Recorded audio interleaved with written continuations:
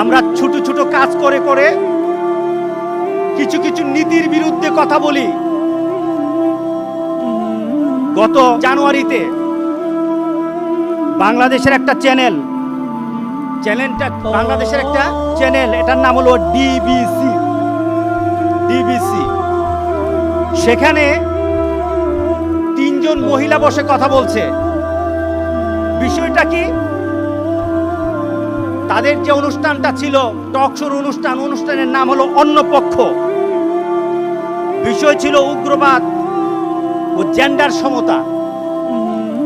এই বিষয়ে কথা বলতে গিয়ে এক মহিলা বলছে, মুসলমান আজকে জুমার দিন, আপনাকে জানা দরকার আছে বাংলাদেশের মিডিয়ার মধ্যে কি আলোচনা হয় আপনাকে জানা দরকার আছে। কি বলেন, দরকার আছে কিনা বলেন?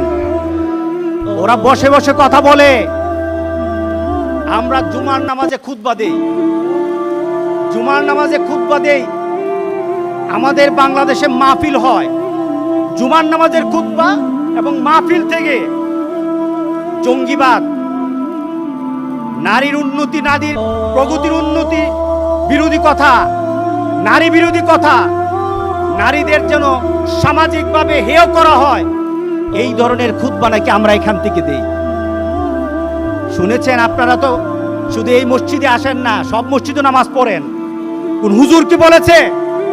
কোরআনে এই কথা বলেছে নারীদেরকে সম্মান দেওয়া যাবে না। কোন হুজুর কি বলেছে খুতবাতে যে নারীদেরকে অপমান করতে হবে, নারীদের অধিকার খর্ব করতে হবে? কোন হুজুর কি বলেছে?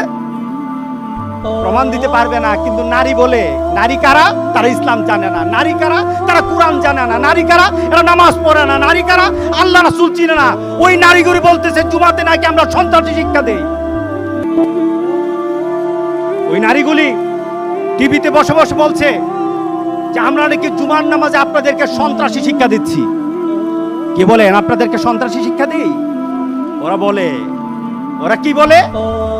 বাংলাদেশে নাকি এখন বেশি গান হয় না, মাহফিল হয়।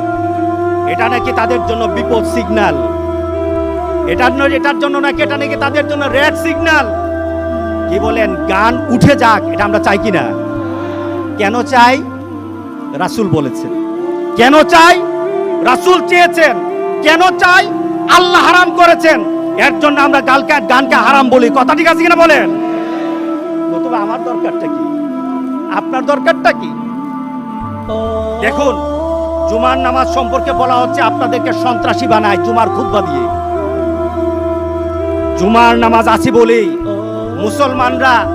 মুসলমানরা এত বিশাল বিশাল ঘটনা ঘটছে পৃথিবীতে, ইসলাম বিদ্বেষী এত বড় বড় ঘটনা ঘটছে। জুমার নামাজের খুতবা আছে বলেই মুসলমান শান্ত হয়ে বসে থাকে। ইমাম সাহেব শান্ত থাকতে সুবুর ইখতিয়ার করার জন্য ইমাম সাহেব বলে। কথা ঠিক আছে কিনা বলেন? এটি আমার ইসলাম। আর তারা কি বলে? জুমার নামাজে আপনাদেরকে নারীর প্রগতি বিরোধী কথা বলি।